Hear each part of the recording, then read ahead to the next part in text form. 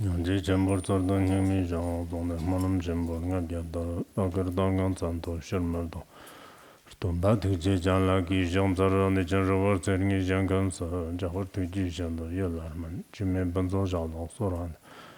Gorgye toban bhora shinji lo, gorgye toban bhora shinji lo, gorgye toban bhora shinji lo. Profound and subtle Dharma is rarely encountered in eons. Now we hear and follow it. May we realize the Tathagata's meaning. In order to liberate all sentient beings, let us all give rise to the unsurpassable bodhicitta. The Mangala Sutta of Theravada Buddhism is a significant text. This is the Mangala Sutta. I will first recite it in Tibetan. Of course, I do not have the transmission for these sutras. I am just reciting it once for everyone, indeed for the sake of cross-checking. Among our technical staff here, there should also be some individuals who possess knowledge of Pali as well. In that case, after I finish reciting in a moment, they can recite it according to the Pali pronunciation, perhaps reciting it once at the cantor's place, and then we will begin the explanation.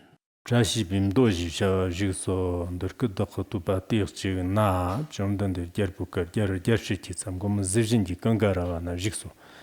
Tise lhajika sangunga tisa wazir kyabarjan kiene.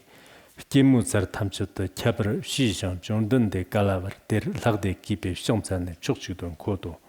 Deni lhadi tsikzibja birgone jomdande laksora lhadang mayin roar na pamba toparan dopa tang dejan killa tonirwe chirtar shindab trashi la. Delab jomdan deki tsikzib jati darkat chi kwatsar ba. Rmombar namla maftin jam kebar namdang drukbar shid. Yondan janlab kurshi pandana shindab trashi la. Ngonshon kechib gongma yif tenni lamchok drupar ne. Nyamgi wentru ne shi pandana shindab trashi la. Manto zoir ne lam ke tsitim lagbar chungwa dang nyambar mewa yidin chokpa ndana shinda trashi lag pama nila nyamgar dang wa dang chungmar chikyong shid lirik gan lan tseme pa ndana shinda trashi lag kong yang zhin lab chungwa dang nyenye nam la pambar drib gumshu chimit takzang wa ndana shinda trashi lag Lopi shopar pongwadam, nyubar shepa mabtongwa, mzipi kumshut kyokirwa, ndana shinda trashila, zhanlab karjan kogyang bando chong chokshi changzowa, shtagdag damba nyam shepa, ndana shinda trashila, zopab gomjang tumbaranja, gevzhong namdam chapiz, tapik tamna, aglanwarashi, ndana shinda trashila, ringan tsowak zangmarashad, paglam gyadnar tokshi te, nyangan dechu ngomshi bandana shinda trashila, Chugir long simmayo, Odonwa mechang kuba met, Jiva nyomo number wen, Dana shanda trashila, Defter nyamsa lembala, Tamchir number mergir med, Nirkip kundab sonum tob, Dana shanda trashila, Trashi bimdoji shawar zokso, Don nit logit nanchu pe shinda sikchin zato, Sodargye ki mahatsanir karne, workatur girwa, be quick.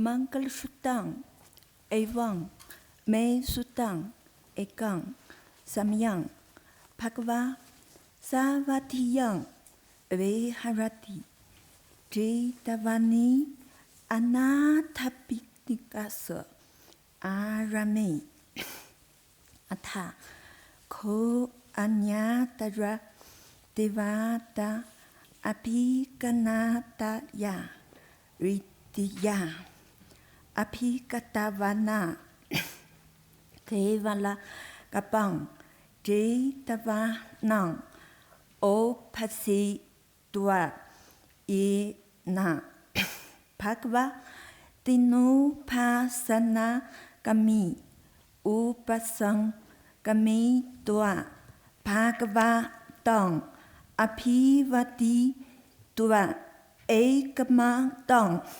Atasi Ekama Tong Tita Kosati Vata Bhagava Tong Kathaya Ajapasi Bahu Diva Manusatra Mangala Ni Aji Tayun Aka Kamana Sotana Bruhi Magalamu Tong Mong Asur Vanadra Palana Patita Na Nadur Sivana Pujadra Pujani Yana Aitang Mangalam Mutamang Pati Rupati Sava Sutra Pupetra Kata Punyata Apta Sama Paniti Dra Etong Magalam Mutamang Bahu Sajur Matra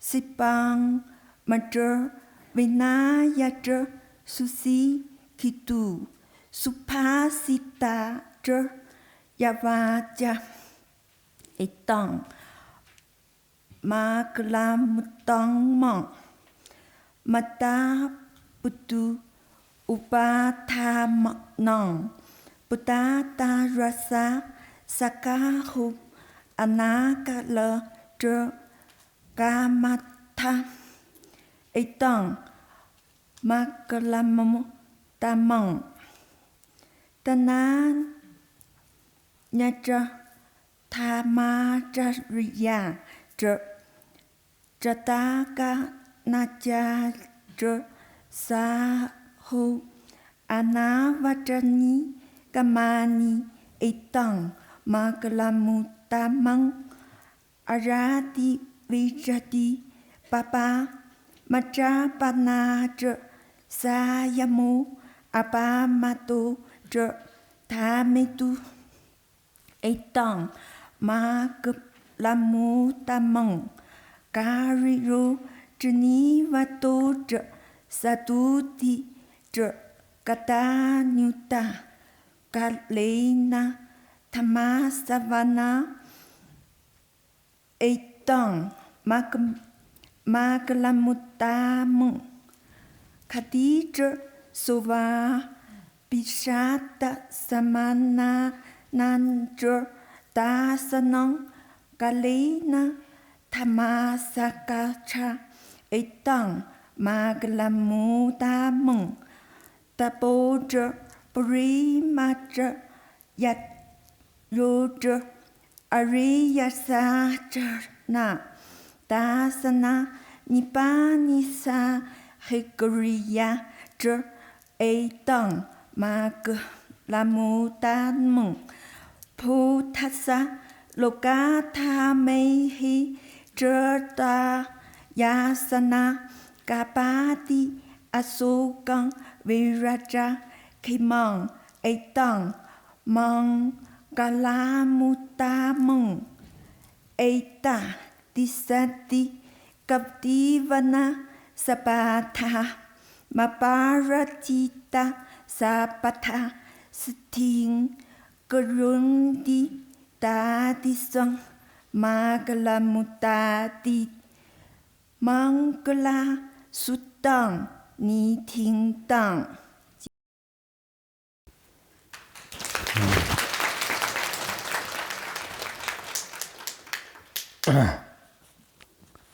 Pamati Kang Tang Etang Pe Tong Gamayanta Pe Etang Ne Me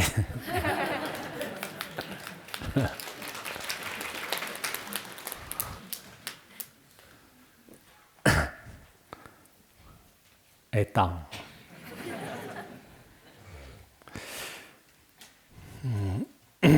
All right, today we will briefly and comprehensively discuss the profound and highly significant Mangala Sutta within the context of Theravada Buddhism. This Mangala Sutta, I later discovered that there are in fact several distinct and different versions of it available. Theravada Buddhism has collected it in their most important scriptures, including the Tipitaka. Moreover, it is recited every day by followers, and as a result, it is considered an essential teaching in their tradition. Perhaps in Tibetan Buddhism and Mahayana Buddhism, however, it is not given as much emphasis, and consequently, its true significance is often overlooked. In fact, this profound and sacred sutra brings a great deal of blessing and accumulated merit to all sentient beings. Why are we taking the time to discuss this particular topic at this moment? Just a couple of days ago, we engaged in a detailed discussion about the revered Ksitigarbha Sutra, so that all sentient beings may truly enjoy favorable weather and timely rain, and attain a kind of profound and lasting peace and tranquility, worldly and transcendental fulfillment in all aspects. Although the Mangala Sutta is very brief in wording, the Buddha's blessings contained within it are inconceivable. Therefore, in this world, it also brings blessings, good health, and profound happiness. There is also a very similar sutra to this one, which can be readily found in the Dhammapada Avadana Sutra. The Dhammapada Avadana Sutra notably contains a special chapter that is entirely dedicated to the concept of blessing. At the very beginning of the Mangala chapter, there is also a simple and straightforward account of its true origin. At that particular time, many different countries and numerous people had varying understandings of what was truly considered auspicious or blessing. Some regarded, among all precious treasures, gold, silver, jewels, lapis lazuli, agate, and so on, various precious gems as symbols of blessing. Later on, among 500 Brahmins, their views also differed from one another. Consequently, they too actively sought wise advice from different virtuous teachers. In the end, however, they ultimately decided to go and seek out the Buddha himself. They all went together to find the Buddha. Then the Buddha taught them the Mangala chapter. As for the Mangala chapter, I remember it probably has even more verses than our Mangala Sutta here. It might have a few more verses. I recall that it also has about a dozen verses. At the end of each verse, it says, "This is the greatest blessing." The overall tone and approach is quite similar. Some of the specific content are also somewhat similar in nature, but for the most part, however, there are also significant differences and variations present. Nevertheless, the general direction and underlying message is also quite similar overall. Because that Mangala chapter is also primarily aimed at lay people. It is a profound prayer for genuine happiness, deep joy, and complete fulfillment in this present life and also in the life to come. Such is the very essence of an aspiration text. Our Mangala Sutta is precisely the same way. No matter which Theravada Buddhist place I go to, whether it's the dedicated monks or their many sacred temples, they often reverently use the Mangala Sutta to earnestly pray for abundant blessings. The Buddha's boundless blessings and truly miraculous, awe-inspiring powers are indeed utterly inconceivable and beyond human comprehension. Our contemporary world also deeply needs blessing, peace, and positive energy to guide us. Every family of ours truly needs an abundance of good fortune and blessing to thrive. Each and every person also deeply needs such positive and beneficial blessings. So this time we also sincerely hope and earnestly pray that all sentient beings, every living creature who hears this profound and sacred message, will truly attain a state of genuine and lasting blessings. Our Mangala Sutta is relatively short and concise in its content. I have meticulously translated it into the Tibetan language. Although there is no authentic transmission, it can still serve as a kind of auspicious connection. If it were as well known as in Theravada Buddhism, I think in our Mahayana Buddhism, everyone could also pay much more careful attention to it. As for our Tibetan Buddhism, in the future we can also diligently recite it as a spiritual practice. Actually, in our Tibetan Buddhist canon, there are also many similar blessing verses. They are not called the Mangala Sutta, though. However, it is important to note that there are various different and distinct blessing verses. Therefore, in today's discussion, we will take the opportunity to briefly and clearly explain each of these to everyone present. The Mangala chapter I just mentioned seems to be from a very early period. It should date back to around the Western Jin dynasty. The earliest instance of this occurred during the Three Kingdoms period, which was an era before the Tang dynasty. There was a venerable Dharma master named Faju and another Dharma master named Fali. These two individuals collaboratively translated it. It should be from a very early period. Some of the truly blessing aspiration verses naturally contained within it are quite similar to the way we express them here. Today, for this short sutra, I will give everyone a literal explanation. I hope that each of us can receive the blessings of the Mangala Sutta, whether as a gift or a blessing, and also receive the blessings of Shakyamuni Buddha's sacred body, enlightened speech, and pure mind. May we always have blessing by day, have blessing by night, and always be truly blessed with good fortune. Just as it is profoundly said here, each and every one of us, if we have blessing dreams when we sleep at night, and the profound sense of blessing that permeates our daily lives throughout the day. This particular kind of blessing, in fact, is deeply rooted in the human world, and we also profoundly need this kind of harmonious atmosphere and this kind of truly good fortune and blessings. Next, let's take a moment to briefly discuss on this topic. It is precisely the same as the previous sutra text that we have thoroughly discussed and examined. Thus have I heard at one particular time, at a certain specific moment, I once heard that the Buddha was dwelling peacefully in Jeta's grove in Anathapindika's monastery at Shravastam. At that particular time, on one memorable occasion, it was already quite late at night, when everything was profoundly quiet and perfectly still. A celestial deva, radiating an exceptionally magnificent and brilliant light, appeared, illuminating the entire serene grove where the Buddha was residing, and reverently came before the enlightened Buddha. Approaching with profound respect and devotion, he paid deep and profoundly respectful homage to the Buddha, bowing down in humble reverence. Then he stood respectfully to one side.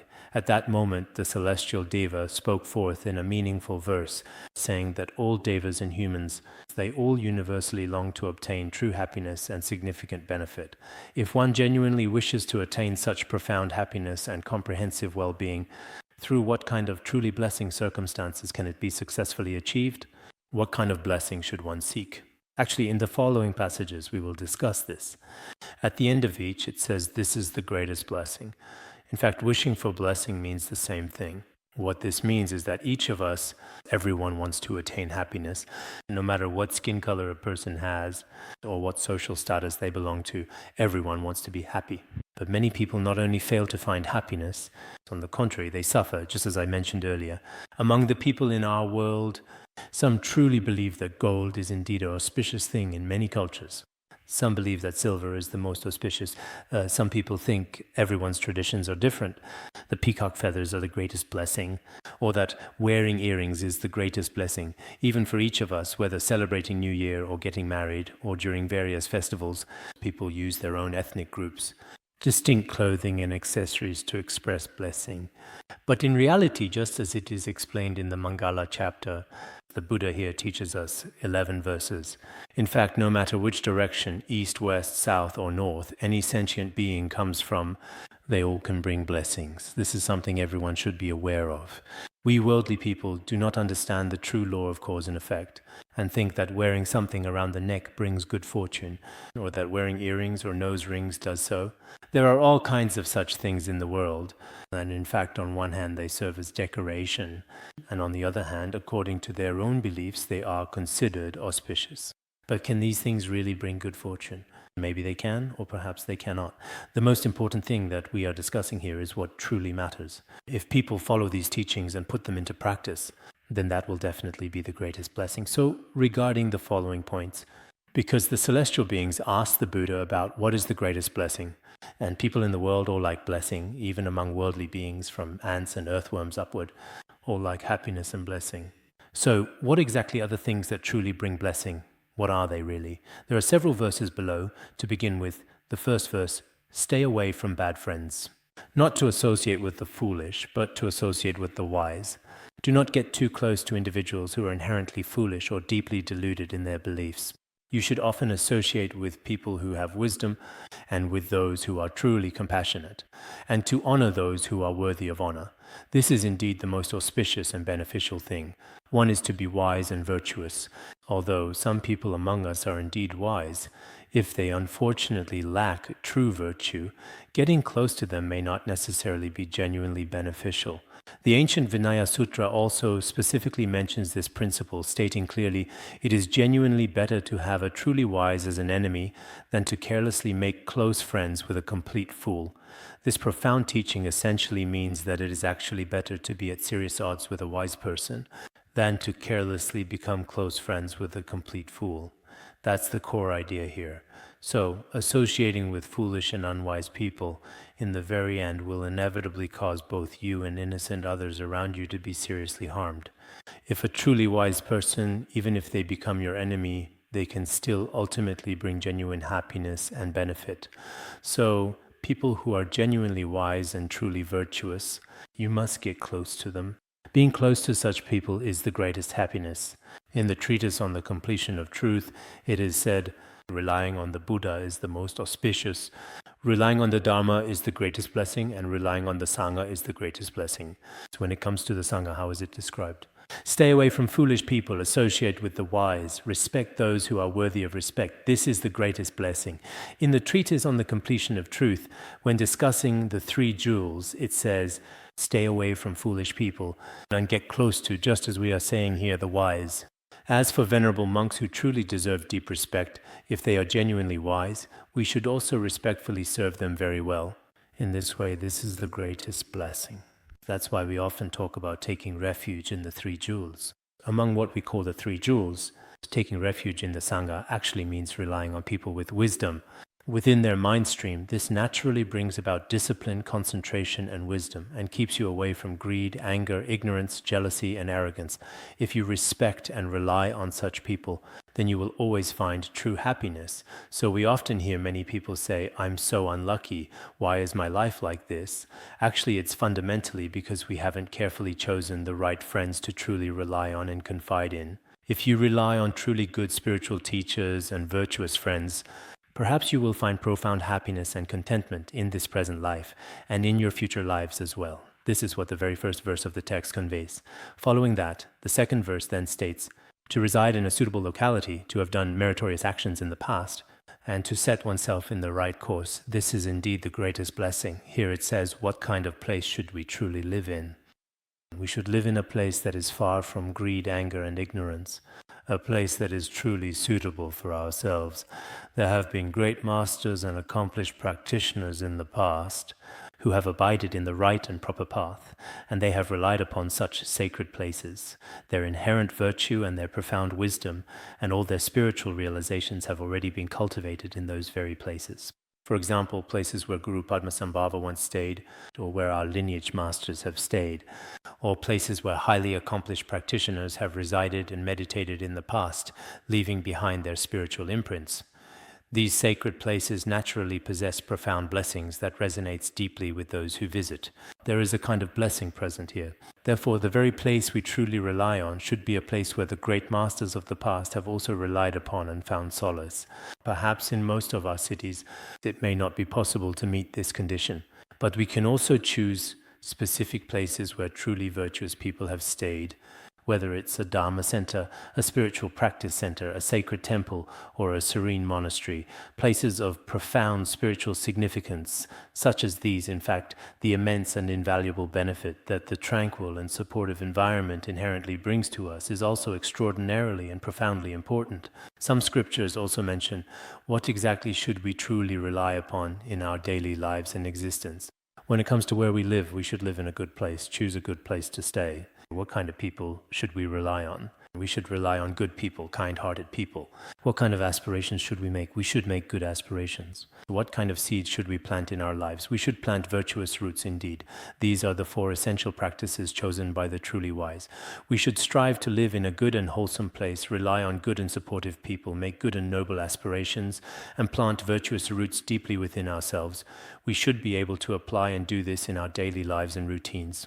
Especially if we have the fortunate and conducive conditions ourselves, for instance, if there are some well-established and active Dharma centers nearby, or if we are blessed to live in places where our precious and supportive Vajra friends reside, or specifically within Dharma centers that have been profoundly blessed and consecrated by realized and enlightened beings, or in sacred places that have been blessed by revered saints.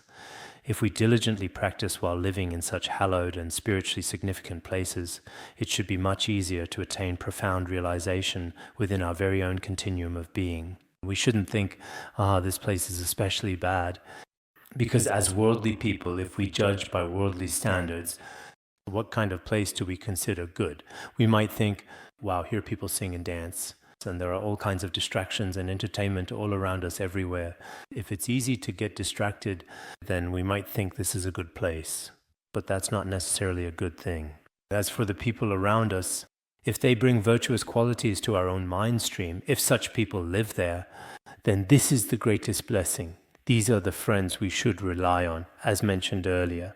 The place where they live is truly like this. Next, we will discuss the third blessing. Primarily, when talking about these specific kinds of places, what exactly is needed? To have much learning, to be skillful in handicraft, well-trained in discipline, and to be of good speech, this is the greatest blessing.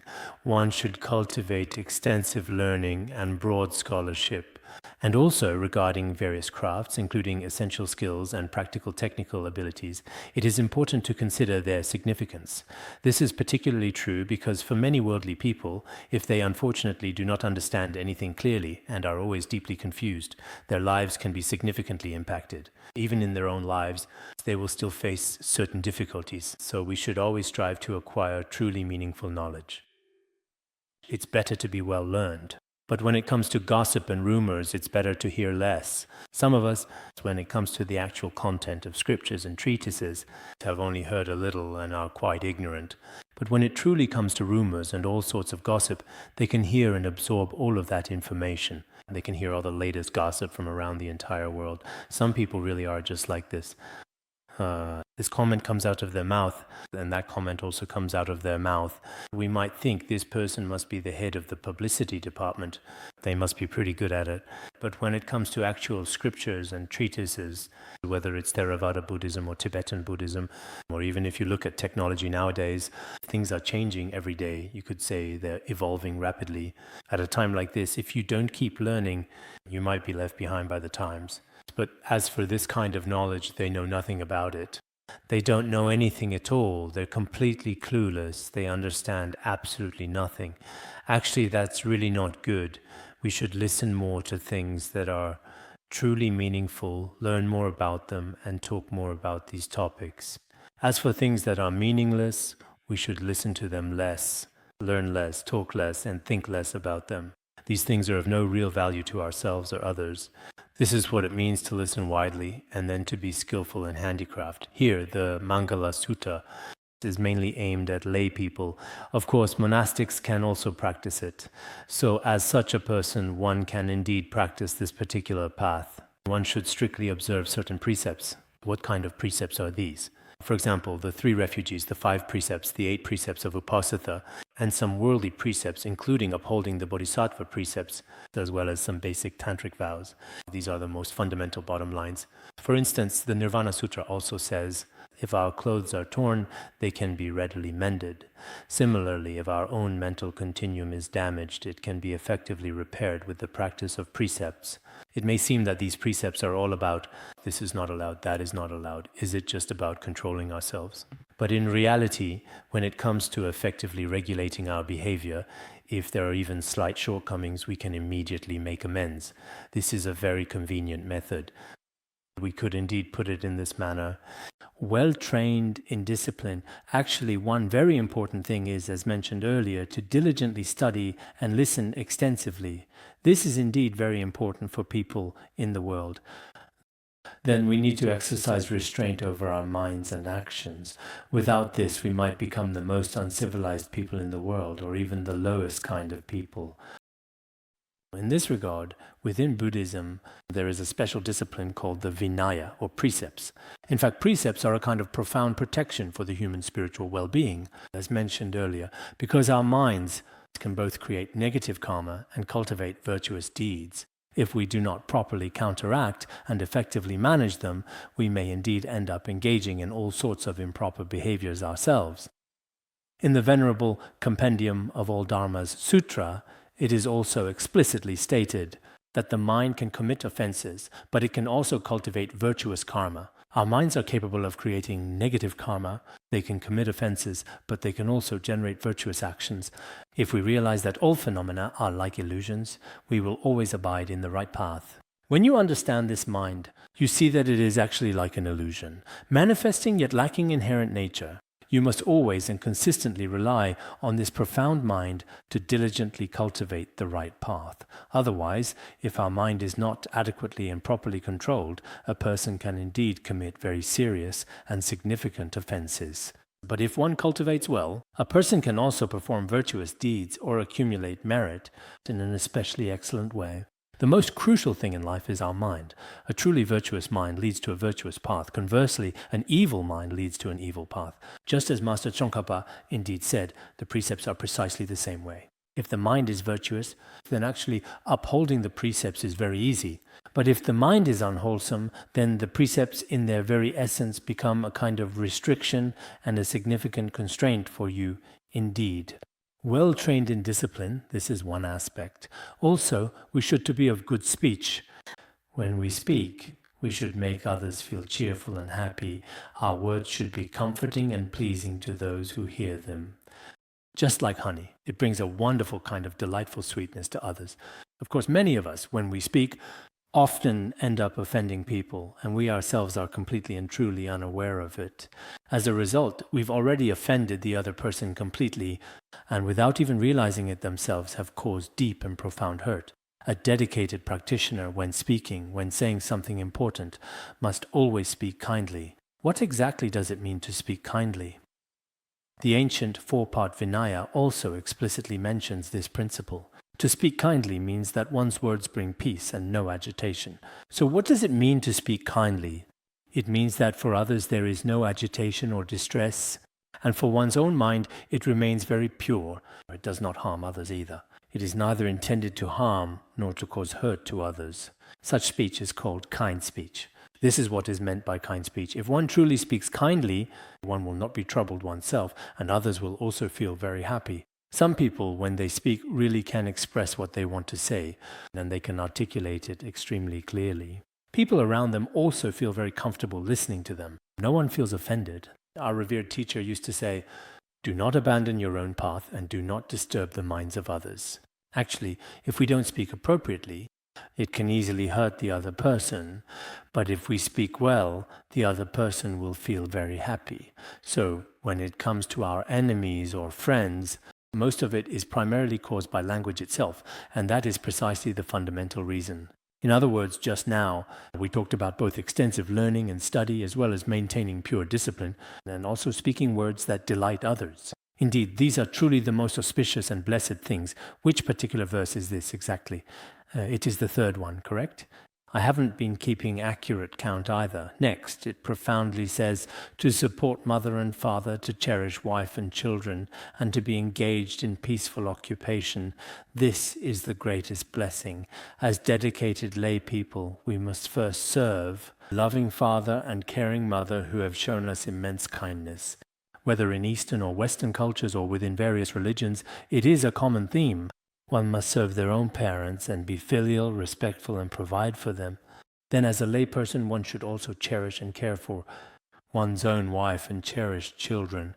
If you are a woman, you should wholeheartedly love and steadfastly support your husband and precious children, and so on. This is just one aspect. Another is that in your profession, you should not cause harm.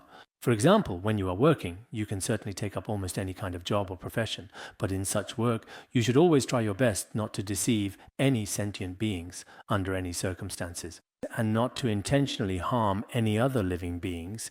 If you maintain your livelihood through the act of killing, through the act of stealing, or by speaking deceitful and dishonest words, if you sustain yourself in this way, actually it is very meaningless. In the Yogacara Bhumi Shastra, it is explicitly mentioned that generally for people to make a living and sustain themselves, there are several fundamental ways. The very first and primary one is agriculture, specifically farming and cultivating the land, which is permitted. The second is commerce, doing business and trade, and this is also permitted, which is also permitted. The third permitted activity is animal husbandry, specifically the herding of livestock, which is also allowed. The fourth permitted activity is serving the king. That is, serving the ruler. which nowadays could refer to civil servants or government employees, encompassing a wide range of roles within public service. These are also permitted. That's the fourth. The fifth is secretarial work and similar jobs, including things like accounting, secretarial work, and printing, which covers the production of various documents and materials. These specific jobs are also permitted. The very last one is learning various crafts, acquiring practical technical skills yourself. This is also mentioned in the Yogacara Bhumi Shastra. As human beings in this world, we should truly live in a proper and righteous way with the correct and appropriate approach to life. This is also discussed in the Sigalovada Sutta. Generally speaking, we should be filial to our parents and get along harmoniously with our family members. At the same time, when it comes to work, we should try our best to find jobs that do not harm or kill sentient beings. This is very important. Nowadays, when many of us are actively looking for jobs, some people really have a challenging time finding suitable employment. Even if you do find a job, you should consider whether this kind of work, directly or indirectly, harms sentient beings. Even if the salary you receive is relatively high, it may not be very meaningful. Some Buddhist scriptures in fact say that, and this is an important point to consider. Living in accordance with the Dharma is the happiest way to live. What kind of happiness is this? It means having a healthy body and a healthy mind overall, and at the same time having the good fortune to enjoy life. Some scriptures also say this is the greatest happiness. Of course, there may not be many people exactly like this. Although some people may possess a lot of wealth and money, their bodies are not in truly good condition, and they are often chronically ill. Some people are also, relatively healthy physically, and their living conditions are quite good as well, but their minds are often troubled or controlled by other things, so they are not happy either. If a person is healthy both in body and mind, and has good material conditions externally, and at the same time has a very good and beneficial spiritual practice and development, if there is no spiritual practice, then it is probably just an ordinary worldly life. In worldly life, as long as there is food and clothing, and a relatively comfortable and secure environment, that is truly enough. But we are not merely animals. If we were indeed animals, then that would certainly be enough. But as human beings, we are more than that. We need to pursue a significantly higher level. In this particular case, we may indeed need faith and spiritual practice. Without these, many of our psychological problems truly cannot be easily solved. Therefore, I profoundly think that our current way of life is very important. Many of us, as devoted Buddhists, some people genuinely think, I want to become a truly good Buddhist. So what kind of person should I become? Just like it is said in the Mangala Sutta, although there are only 11 verses and they are simple. But within them, you could say they describe a simple Buddhist way of life for us. Or you could say the concept of humanistic Buddhism is expressed very clearly. Living properly is very auspicious. Then, in the 5th verse, it talks about to be generous in giving, to be righteous in conduct, to help one's relatives. And to be blameless in action. This is the greatest blessing. To truly love giving, one must also possess good character. Just as we discussed earlier, one should often genuinely enjoy the act of giving. If you have been blessed with some resources, you should truly try your very best to be generous. While thoroughly enjoying things yourself, you should also find joy in giving to others. Some of us, yes, are like this. And when it comes to giving, we should do so as much as possible, not only to our own relatives and friends, but also to others in need. We should be kind and generous and actively help them whenever we can. Some of us, including some monastics, I think are fully capable of helping others, but it seems like they think, oh, I'm a monastic, so I don't have to help. This isn't really a very good attitude to have at all either. If you truly can't help in other areas, for example, among your relatives, if some of them are genuinely struggling with significant financial difficulties to pay for their essential education, and you personally possess the financial means, even if it's just supporting them for a single semester, covering their tuition fees or living expenses, it's still necessary. A wise and compassionate Tibetan Lama once told me, when I used to have a little bit of money, I would often and readily help the children of my cousins, providing them with much needed assistance and support. frequently supporting their education. At that particular time, they treated me very, very well. But later on, when I had absolutely no money, those descendants, he himself didn't have children, but his relatives, including nephews and other family members, treated him very poorly and with great disrespect. He felt that this treatment made his efforts and their relationship utterly meaningless, concluding that people are inherently very pragmatic. This was a direct observation he made. Perhaps we help others with the underlying intention of accumulating merit or good karma for ourselves. But if we follow the Mahayana motivation, I'm giving this to you, this is an incredible opportunity. Whether or not you choose to repay me is entirely your own business. In this way, it's still very good, but even if you don't specifically seek it out, you will still naturally receive it. In these past few years, I honestly didn't support education initiatives before, but now it's been several years since I started supporting education. Ever since I began, I've had no problem with having tsampa and butter to eat, because some of the children I help are from herding families.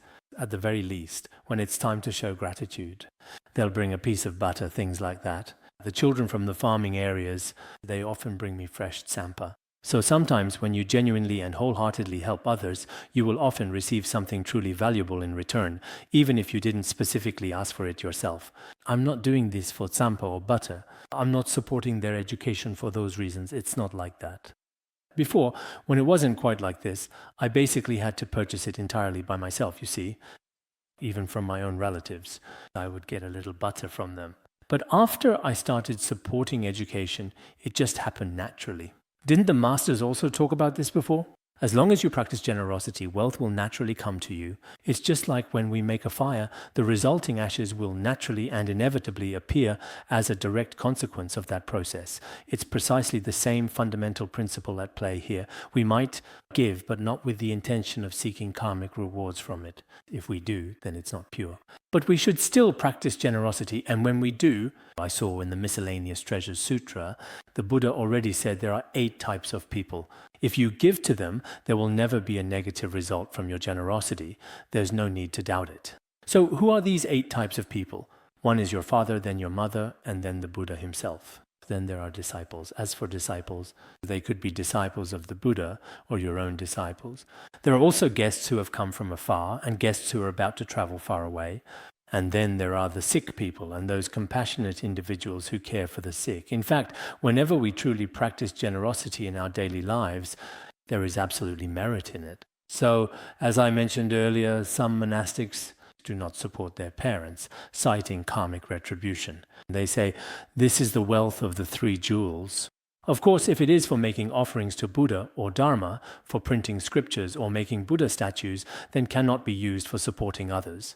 But in reality, if there are other situations, if someone gives you something out of sincere faith, and you use it for your own parents, or for individual Buddhists who are currently facing some significant difficulties, or for people who have come from a very long way afar, these are truly individuals who genuinely need help and support.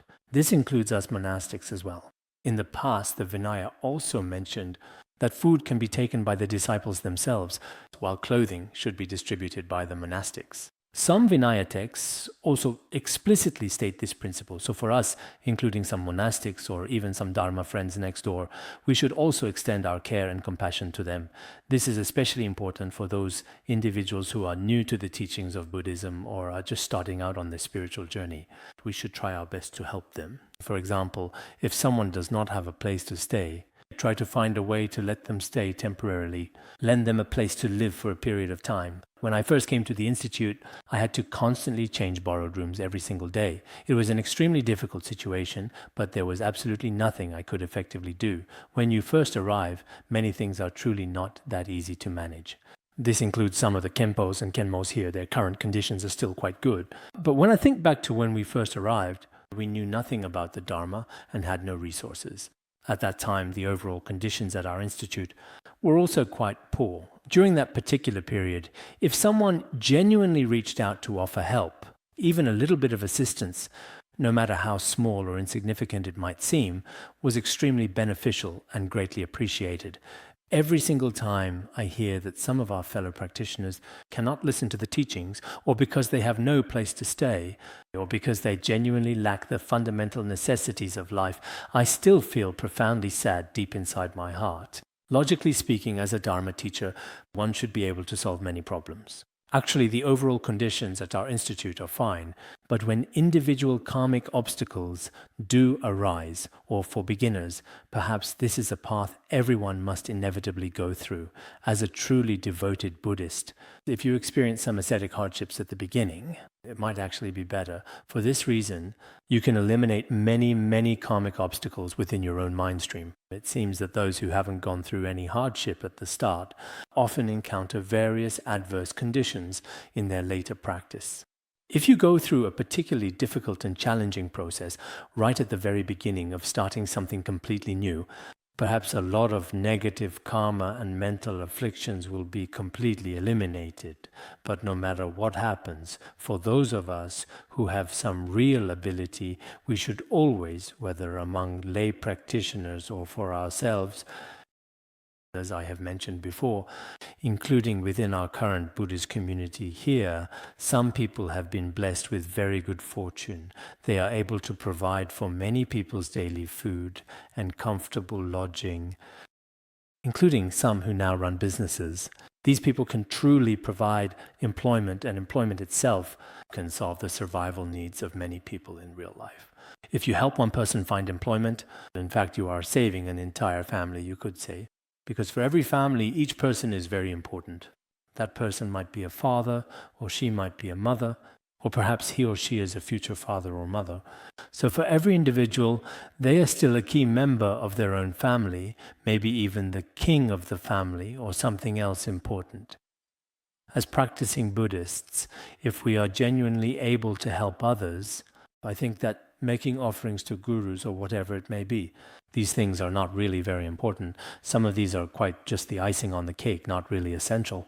The most crucial and fundamentally important thing is that there are many people all around us who genuinely need our help and assistance. And even if you are only able to help just one single person, even if you simply help with an urgent and immediate need, that is still incredibly and profoundly meaningful. If each and every one of us can truly possess this kind of loving and compassionate heart and not be so entirely selfish, if everyone diligently does what they can and genuinely helps those around them even just a little bit, then we are like many individual drops of water, eventually and inevitably coming together to form a vast and boundless ocean. We should be able to accumulate a truly great and significant amount of merit. So I think that for everyone, it's not that you absolutely must. Nowadays, many Buddhists, for example, especially like to do what? Making offerings to the Buddha, to teachers, to these things. On one hand, this is very good. This is a field of merit. But we don't pay much attention to the important field of compassion. Actually, if you can make truly unconditional offerings to the Buddha or your revered teacher, you can also unconditionally make offerings to the sentient beings around you who are truly and deeply suffering. It's also very necessary. So in this regard, I hope everyone will also pay attention. As I mentioned earlier, one aspect is helping your relatives and close ones, and then having actions that are flawless, actions that are very pure. No matter what you are doing in your daily life, you should be completely transparent both inside and out, and you should always have good self-control over yourself. At the very least, as a decent human being, no matter what your current personal status in life is, you should have your own set of rules. And you should not overstep these rules. A person like this will have flawless conduct. Of course, if someone has absolutely no flaws, it might still be quite difficult for ordinary people. There are still certain challenges. But at the very least, when it comes to some fundamental behaviors, we should at least make a sincere effort to diligently correct our own actions and behaviors. In doing so, this truly becomes the most fortunate and auspicious path forward for us all. Also, to loathe more evil and abstain from it. Some harmful wrong views and improper actions must be immediately stopped. To refrain from intoxicants, we must control ourselves not to drink alcohol. And to be steadfast in virtue, this is the greatest blessing. So in our actions, we should always consider others as much as possible, including some of our Dharma friends. It seems that when reciting, they don't consider others. I've heard that some people keep striking the wooden fish very loudly, bang, which greatly affects many people nearby. At night, people can't even sleep. Maybe your practice is very good and your chanting sounds very pleasant, but it's always best if you thoughtfully consider your immediate neighbors and truly think about all the people around you in your community. your actions actually have a significant impact on those individuals around you. I'm always concerned about our neighbors' well-being, because if they are especially noisy and rowdy, it truly affects a lot of people. So when it comes to your own actions, even if it's a very small matter, you need to consider both yourself and others. This is very important. Of course, as we've discussed before, drinking alcohol brings many faults. This is also mentioned in the Mahaprajnaparamita Shastra. People who drink alcohol become reckless and out of control. So the consequences it brings are also very serious. As for our virtues, if we possess some truly good and noble behaviors, we should try our best not to behave very well today, and then after a couple of days completely become a different person. This is not good. If you are truly a good and virtuous person, whether your inherent virtues or noble actions should always truly remain the same day after day, consistently, it shouldn't keep changing back and forth. This is very important. This is indeed the greatest blessing. Next, to be respectful, humble, contented, and grateful, as well as listen to the Dhamma on due occasions. This is the greatest blessing. First and foremost is respect. Master Yingguang also profoundly said, with 1 part of genuine respect, you will certainly gain 1 part of true benefit. If you have 10 parts respect, you receive 10 parts benefit. Whether towards your teacher, your Dharma friends, or indeed any others, you should always truly have a respectful heart. In the past, when other individuals prostrated themselves before Master Hongyi, he would also prostrate to everyone in return. The very same principle was also true for the venerable Buddhist master Atisha in the distant past. Whenever he saw a monastic, he would always put his palms together in respect. So this kind of respect, in fact, the more respectful you are to others, the more naturally others will respect you in return. If you are not truly respectful to others at all, you will likely end up receiving the very same treatment in return. There is also the important aspect of humility and tolerance that one should always consider.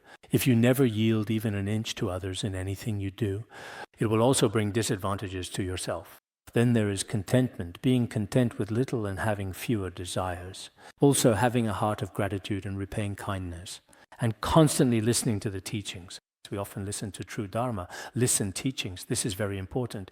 It is also mentioned in the Sutra on mindfulness of true Dharma. Because of hearing Dharma, one understands Dharma. Because of hearing Dharma, one has faith in Buddha. The wise, by hearing Dharma, are able to be liberated from all suffering. If we listen to the Buddha's teachings, we can understand the Dharma. If we listen to the Buddha's teachings, we can develop a strong and unwavering faith in the Buddha, because the wise often diligently listen to the profound Dharma. In this way, much suffering will naturally and completely disappear. But fools are unwilling to listen to the Dharma and do not understand the teachings. Fools who are unwilling to listen to the Dharma do not have faith in the Buddha. Because fools do not listen to the Dharma, they are especially troubled. Some of our Dharma friends are actually very good and show an impressive level of commitment to learning. They never miss a single class. This includes those who attend my lectures in person. Whether they are in the heavens above or on this earthly realm, I truly and deeply admire them. This is because some individuals are lay practitioners, which is quite different from monastics.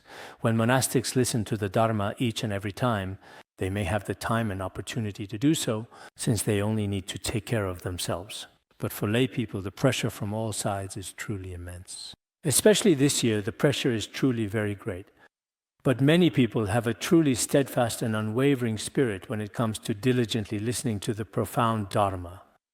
I can clearly see this from many different aspects. No matter what kinds of trials and tribulations they may even face in their lives, or how busy they are themselves, or even in such a bustling and restless city, they have always remained very firm in this particular regard. They truly regard the Dharma as something very precious. It really is something very rare and truly precious. In the miscellaneous aspects of the sutras and Vinaya, there is a particular story. I don't know if you have ever heard it before. There was a bodhisattva named Shangshin. Yes, there was a bodhisattva named Shangshin. When this bodhisattva Shangshin appeared, he might have been a practitioner. He was called a bodhisattva. But what exactly a bodhisattva truly is like, it's not very clear. The specific place where he was born had absolutely no Dharma at that particular time. He really wanted to hear the Dharma. But there was no Dharma, no lineage, and he was very troubled by this. Once a voice was heard from the sky saying that to the east there is a place, a world where Buddha once appeared. From here it is 10,000 yojanas away from that place. During the period when the Buddha Dharma exists in semblance form, and there lives a woman who is extremely rude, old, ugly, and of low status. She possessed the sacred half a verse of lineage, half a verse of Dharma teachings. However, the journey there was extremely difficult and challenging. After hearing this wonderful news, Shangshin believer was absolutely overjoyed and filled with happiness. He decided that no matter what happens, I must go and listen. So he set out on his journey. Along the arduous way, he inevitably faced all kinds of significant hardships and numerous difficulties, quite beyond imagination, especially when he encountered a particularly large and expansive swamp, which was absolutely full of thick, viscous mud. Not just people, even the birds flying high above it would often get trapped inside. It was truly terrifying. At that moment, he just thought to himself, no matter what, even if it means facing certain death, I absolutely must reach this crucial place. At that pivotal moment, because of his unwavering faith, it miraculously seemed that on the vast, desolate expanse of mud, a white path distinctly appeared. After he finally arrived in that country, he passed through and eventually reached that country. He finally found out that there really was such a person, actually, a woman who was quite ugly, rather poor, and very old. Then, with a sense of urgency, he began to make his earnest request. When he respectfully asked for the Dharma, the woman said, "The Buddha's subtle teachings are truly vast and utterly boundless, but I have never received any of them. I only have half a verse. Other than that, I have no other teachings." Then the Bodhisattva Shangshin said, "As long as I can receive this teaching, I will be completely satisfied," and he asked her to pass it on. So what exactly did she teach him? Do no evil, practice all good. These two very important lines were her core teachings. After he received it, he was overjoyed. His entire being, both body and mind, felt profoundly refreshed and at ease. He attained complete freedom in all aspects and even gained supernatural powers. When he returned, he flew back to his own place. Then he began to spread these two profound lines of teaching.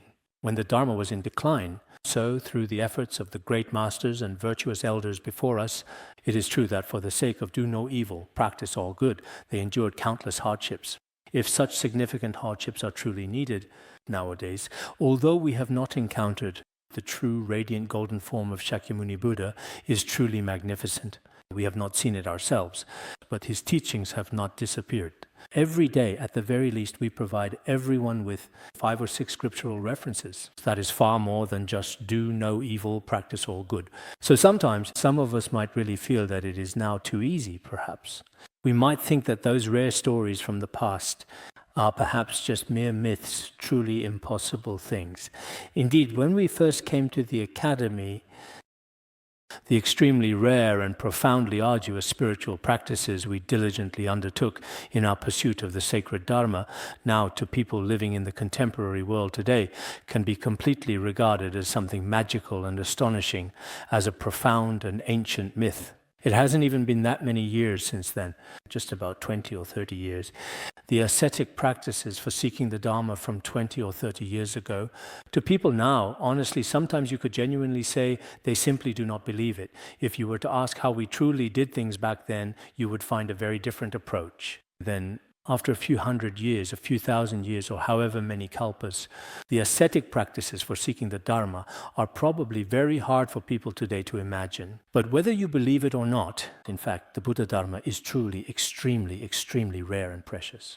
That's why it's so incredibly important to listen to the Dharma regularly. Whenever we have the precious opportunity ourselves, we should always listen to more teachings. Whenever we have the karmic conditions, even if we can only attend a few classes, is still very beneficial and truly helpful. The Dharma methods that can lead to liberation are also very important and essential. I also think that life is impermanent. If we can truly begin studying the profound Sutra of Great Liberation this year, I deeply long for that wonderful opportunity as well. I sincerely wonder if countless sentient beings could also greatly benefit and gain liberation from it. without even needing to receive any special empowerments. In the foreseeable future, many of us here could also widely and effectively propagate the profound teachings in various different places and settings. If we spread the Dharma with a pure lineage, and in addition, if we have a good grasp of the main content, perhaps we will become thoroughly familiar with it so that in the future, we will definitely have the strong confidence and courage to spread and share the precious Dharma ourselves. If we ourselves study and learn a bit better and more deeply, we will also be confident when explaining it to others.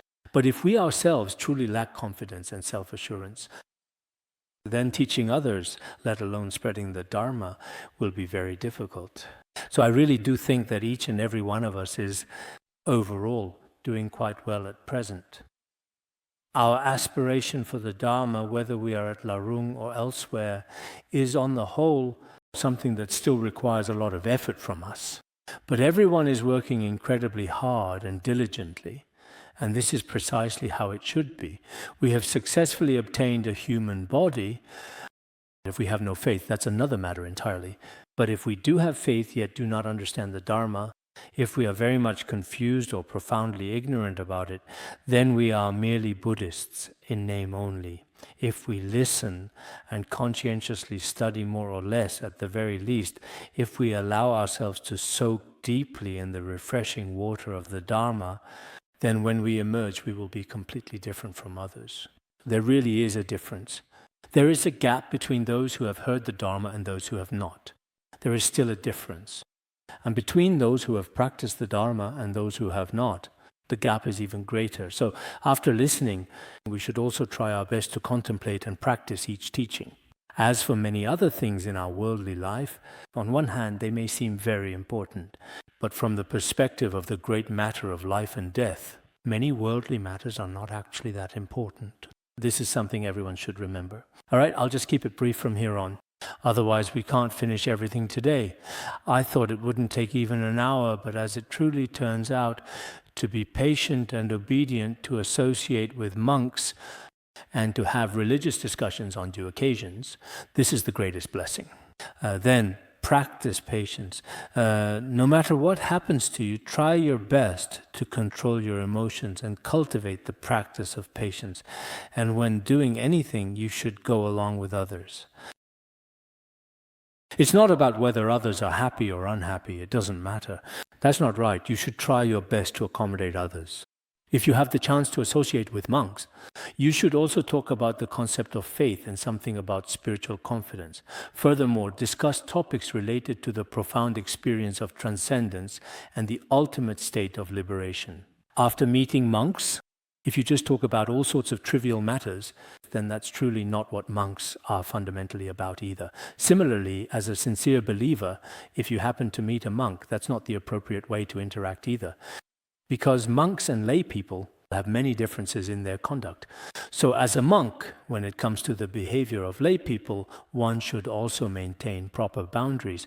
And for others, when dealing with monks, it is important to remember their spiritual path and dedication. You should seek to gain some dharma, to learn some teachings, and speak less about the faults and imperfections of others. This is indeed the greatest blessing. Then self-restraint, a holy and chaste life. As a layperson, when managing your own daily life, you should live purely and righteously. Do not make a living through wrong livelihood or unethical means. Do not do such harmful things at all. Next, realize the Noble Eightfold Path. Our right view, right thought, right mindfulness, and so on, we must truly understand and master the Eightfold Path. Attain the realization of nirvana. It is best if in this very life, after realizing the teachings of emptiness, one attains liberation. This is the greatest blessing. Of course, if your life is also very pure, and your practice allows you to master the Eightfold Path and ultimately realize nirvana, then that is certainly the greatest blessing. Then a mind unruffled by the vagaries of fortune. The 8 worldly concerns, praise and blame, slander and fame, and so on, do not let them shake your mind. Next, free from sorrow and afflictions. Do not let your mind be constantly troubled by suffering today and different suffering tomorrow. Do not live in anxiety every day. There is no need. Whether in conduct or other aspects, do not let there be any defilement. peaceful and worry-free. Let your actions be peaceful without any vexations. This is the greatest blessing. If you are not swayed by the 8 worldly winds and you have absolutely no worries at all, then you are truly free. Every day is cheerful, every day is filled with happiness.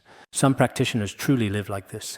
But if our practice is a bit lacking, when the weather is truly and exceptionally nice, our mood often improves a little, and then tomorrow in the sky as well, if suddenly there is unexpected thunder and bright lightning, immediately followed by a truly torrential downpour, at that very moment our mood inevitably plummets dramatically and quite suddenly, and all sorts of afflictions start to arise one after another. In fact, ordinary people really are. Each and every one of us is quite pitiable. It's just that we have the blessings of the Guru and the 3 jewels, and we ourselves also try our best not to give up, not to abandon our efforts. We also frequently pray. In this way, although sometimes our afflictions may not be able to subside quickly in a short period of time, gradually over time, there should be some noticeable change. When you first start learning Buddhism, when you first become ordained, you are especially troubled and distressed. It's quite frightening. But once you genuinely give rise to bodhicitta, perhaps your actions and behavior should be vastly different and transformed.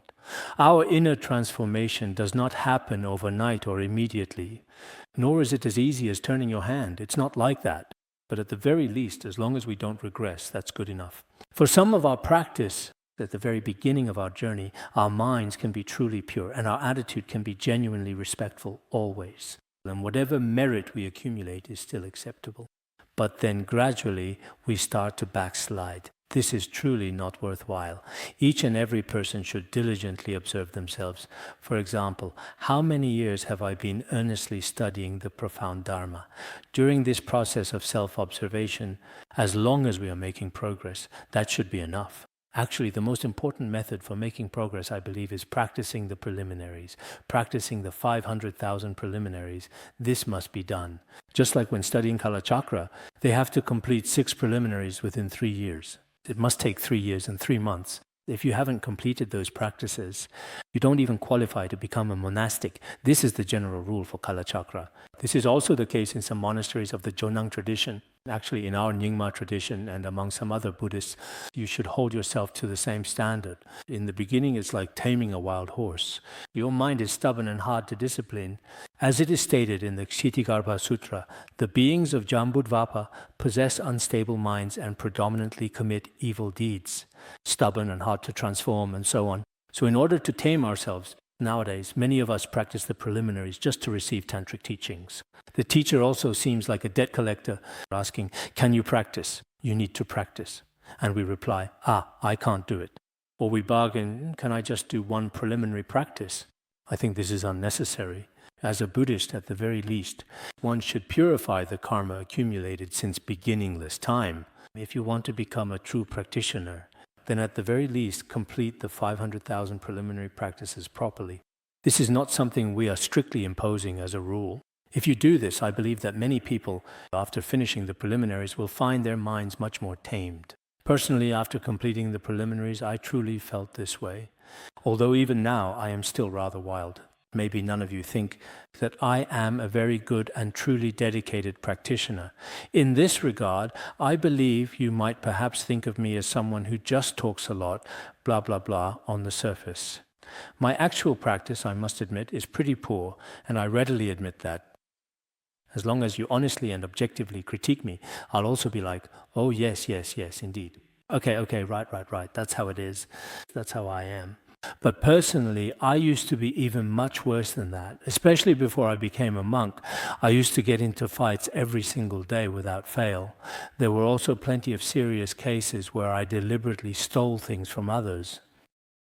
Though I never stole anything big, I did steal things like white radishes. There was one time, I'm not sure if I've mentioned this before, I think it was with one of my cousins.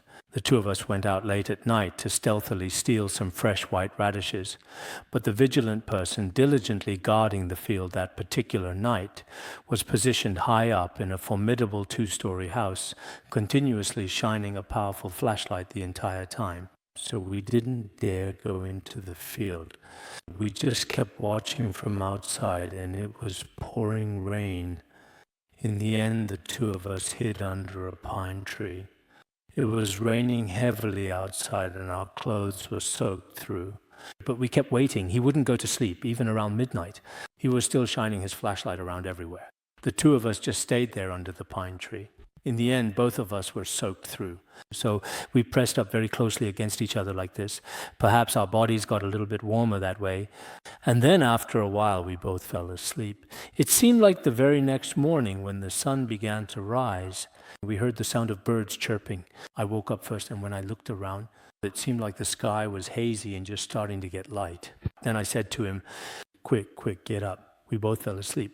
Then he got up too, and at that moment when we looked, it seemed like the person guarding the field had already fallen asleep. The sky still wasn't fully bright yet. We immediately grabbed 2 bags and went into the field to pull up a plentiful big pile of fresh white radishes. Both of us carried a huge load on our backs and ran back. While we were running, my father and his father, who had patiently waited all through the night, finally got quite worried. They came looking for the two of us on the road. They thought for sure that the two of us had been truly caught. At first, both of our fathers sternly scolded us, but after we eventually got back home, when we cooked and then thoroughly ate those delicious radishes, not only did they not scold us, they were actually very happy. So if we don't practice self-cultivation, there are still a lot of things like this. But now, no matter what, I definitely wouldn't go steal white radishes. I feel like I've made progress in this regard, and there's no need to steal white radishes anymore. Those who follow this practice will be invincible everywhere and be blessed everywhere. If we consistently act according to the most auspicious and beneficial conduct, then we will certainly find profound happiness and true joy everywhere we go. This is truly the greatest blessing indeed. That's all for today's talk.